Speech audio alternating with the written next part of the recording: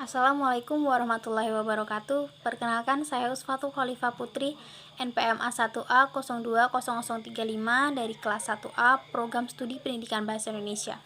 Di sini saya akan menjelaskan materi tentang pokok-pokok ajaran Islam. Iman. Iman adalah kepercayaan hati kita kepada apa yang telah difirmankan Allah Subhanahu wa taala kepada Nabi Muhammad SAW dan yang disabdakan oleh Nabi Muhammad SAW sendiri atau hadis. Rukun iman ada 6. 1. Beriman kepada Allah. 2. Beriman kepada malaikat-malaikat Allah. 3. Beriman kepada kitab-kitab Allah.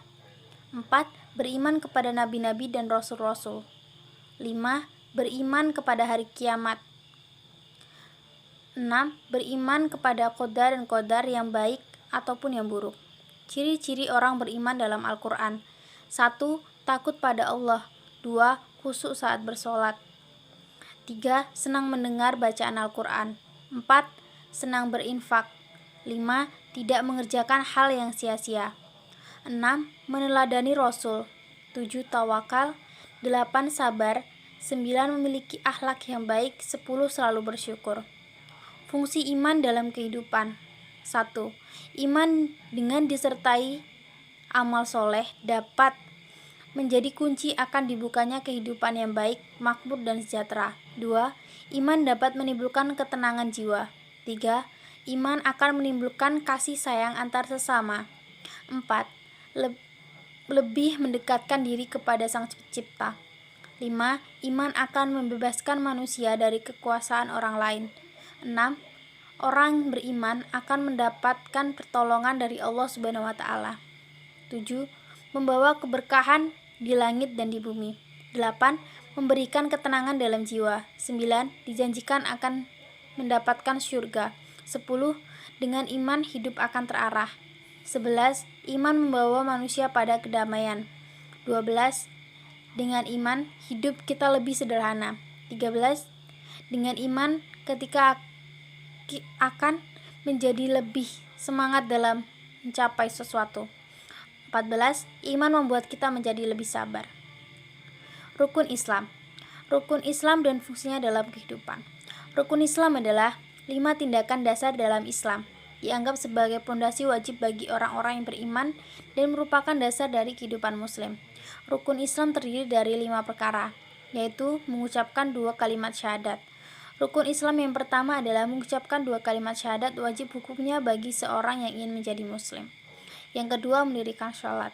Setelah menjadi seorang muslim tentu harus mengerjakan rukun Islam yang kedua. Sholat wajib disebut juga sebagai sholat 5 waktu. 3. Mengerjakan puasa di bulan Ramadan. Setiap muslim diwajibkan berpuasa selama 1 bulan penuh di bulan Ramadan. Tujuannya untuk mencapai ketakwaan kepada Allah Subhanahu wa taala. Keempat, zakat. Zakat merupakan kewajiban yang dikeluarkan pada harta orang yang memiliki kelebihan. 5. Naik haji bila mampu. Pergi haji ke Mekah adalah kewajiban umat muslim yang mampu secara fisik dan finansial. Pergi haji wajibnya dilakukan 1 kali seumur hidup. Fungsi rukun Islam. Menunjukkan identitas diri bahwa kita muslim. Rukun Islam merupakan sarana untuk membersihkan hati dan memperoleh derajat takwa. 3. Dengan melaksanakan rukun Islam dengan baik akan memperkokoh keimanan. Ihsan serta hubungannya dengan akhlak. Ihsan adalah kamu beribadah kepada Allah seakan-akan kamu melihatnya, dan jika kamu tidak merasa begitu, ketahuilah bahwa Dia melihatmu. Hadis. Dengan adanya rasa dilihat, diawasi, dan diperlihatkan oleh Allah, seseorang dengan sendirinya akan memperbagus dan memperbaiki ibadahnya. Ihsan terbagi menjadi 2 macam. 1. Ihsan di dalam. Beribadah kepada Sang Pencipta. Ihsan di dalam beribadah kepada Pencipta memiliki 2 tingkatan. Tingkatan pertama, kamu beribadah kepada Allah seakan-akan kamu melihatnya. Tingkatan kedua, jika kamu tidak mampu beribadah seakan-akan kamu melihatnya, maka sungguhnya Dia melihatmu. Dan ini ibadah dari seorang yang lari dari azab dan siksaan. Yang kedua, ihsan kepada makhluk ciptaan Allah. Ihsan kepada makhluk ciptaan Allah adalah bisa dengan harta, kedudukan, ilmu, dan badan atau tenaganya. Hubungan akhlak dengan ihsan. Ihsan dalam arti akhlak mulia atau pendidikan akhlak mulia sebagai puncak keagamaan dapat dipahami dari beberapa hadis terkenal, seperti sesungguhnya aku diutus hanyalah untuk menyempurnakan akhlak dan budi pekerti baik. Ihsan secara lahiriah melaksanakan amal kebaikan. Ihsan dalam bentuk lahiriah ini jika dilandasi dan dijiwai dalam bentuk rohaniyah atau batin akan menumbuhkan keikhlasan. Beramal ihsan dan yang ikhlas membuahkan takwa yang merupakan buah tertinggi dari segala amal ibadah kita. Ihsan dalam akhlak sesungguhnya merupakan buah dari ibadah dan muamalah. Seseorang akan mencapai tingkat ihsan dalam akhlaknya apabila ia telah melakukan ibadah seperti yang menjadi harapan Rasul dalam salah satu hadisnya. Pada akhirnya ia akan berbuah menjadi akhlak atau perilaku, sehingga mereka yang sampai pada tahap ihsan, maka ibadahnya akan terlihat jelas dan perilaku dan karakternya. Hubungan iman, ilmu, dan amal. Hubungan iman dan ilmu. Iman dan ilmu merupakan dua hal yang saling berkaitan dan mutlak adanya. Dengan ilmu, keimanan kita akan lebih mantap.